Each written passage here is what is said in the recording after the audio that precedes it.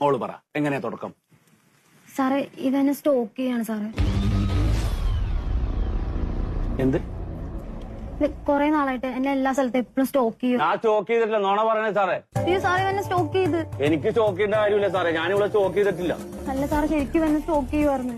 നോണ പറയേണ്ടത് ഈ പോലീസ് സ്റ്റേഷനിൽ. ഞാൻ സ്റ്റോക്ക് ചെയ്തിട്ടൊന്നുമില്ല. ഒന്ന് നിർത്ത്. എന്താണ് ഈ സ്റ്റോക്ക്? അറിയില്ല മോളെ. ആ സ്റ്റോക്കിംഗ് എന്താണെന്ന് എസ് ഐ സാറിന് പറഞ്ഞോട്. സാർ ഇപ്പൊ ഈ സോഷ്യൽ മീഡിയയിലൊക്കെ സ്റ്റോക്ക് ചെയ്യാന്ന് പറഞ്ഞാൽ ഞാൻ ഇവനെ ശരിക്കും പറഞ്ഞാൽ ആദ്യം എന്റെ ഇൻസ്റ്റ ഐ ഡിന്ന് ഇവനെ ഞാൻ ബ്ലോക്ക് ചെയ്തായിരുന്നു. എന്നിട്ട് ഇവൻ വേറെ ഫേക്ക് ഐ ഡി ഉണ്ടാക്കിയിട്ട് ഞാൻ ഇടുന്ന ഫോട്ടോസ് വീഡിയോസ് ഒക്കെ കാണാം.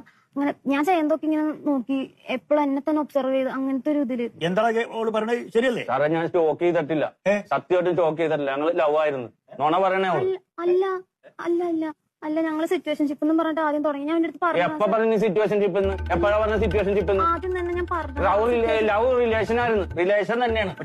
നിർത്ത്. എന്താ പറഞ്ഞു? സിറ്റുവേഷൻഷിപ്പ് എന്ന് പറഞ്ഞിട്ട് തുടങ്ങിയ സാറേ. സിറ്റുവേഷൻഷിപ്പ് അല്ല. സിറ്റുവേഷൻ എന്ന് പറഞ്ഞ സാർ അതായത് ഇപ്പൊ ഞങ്ങള് ഫ്രണ്ട്സ് പോലെ തന്നെ, പിന്നെ ലവ് ഉണ്ടാവും. പക്ഷെ എന്ന് വെച്ചാൽ കമ്മിറ്റ്മെന്റ്സോ കാര്യങ്ങളോ അങ്ങനെയൊന്നും ഇല്ല. എന്നതാ പറഞ്ഞ വാക്കുകളൊക്കെ ഒന്ന് എഴുതിക്കേ. ഒന്നും മനസ്സിലാവുന്നില്ല പുതിയ ഭാഷ. അതൊന്ന് പറഞ്ഞു കൊടുക്കും. ഇപ്പൊ പറഞ്ഞോക്കെ. സ്റ്റോക്കിംഗ്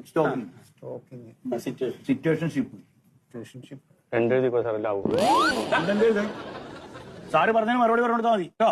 എഴുതിക്കണ്ട. ഈ സാറ് ഇവള് പറയണ നോണയൊക്കെ എഴുതി വെക്കണ്ടല്ല. ഇവളെന്നെ എന്നെ ബ്രെഡ് ക്രംബിങ് ചെയ്തിട്ടായിരിക്കണം. എന്റെ ബ്രെഡ് ക്രംബിങ് ചെയ്തവളാണ്. ചോദിക്കുക സാറ്.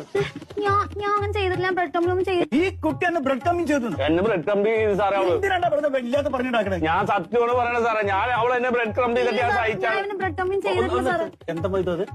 സാറേ സംഭവം എനിക്ക് മനസ്സിലായില്ല. പക്ഷെ അതിന്റെ ഒരു വൃത്തികേടാണ്. അതെ ആ ബ്രെഡ് കമ്മിക്ക് എന്താണെന്ന് സാറിന് പറഞ്ഞു കൊടുക്ക്. സാറേ ഈ ബ്രെഡ് ക്രംബിംഗ് എന്ന് പറഞ്ഞാൽ അവൾ എന്നെ ലുക്ക് ചെയ്തിട്ട് എന്റെ ഹൃദയം പറിച്ചെടുത്തിട്ട് എന്നെ തേച്ചിട്ട് പോയി സാറേ. അതാണ് ബ്രെഡ് ക്രംബിംഗ്. എന്നാ പിന്നെ അവന്റെ അത് എഴുത്. തേപ്പിനാണ് ബ്രെഡ് കമ്മിങ് എന്ന് അറിയാം. ശരി. അപ്പൊ എന്താ കുട്ടി അങ്ങനെ ചെയ്ത്? സാർ ഞാൻ അങ്ങനെയൊന്നും ചെയ്തിട്ടില്ല സാർ. ഞാൻ ഇവനെ ബെഞ്ചിങ്ങിൽ നിർത്തിയേക്കുമായിരുന്നു. എന്താണ് ഈ ബെഞ്ചിങ്?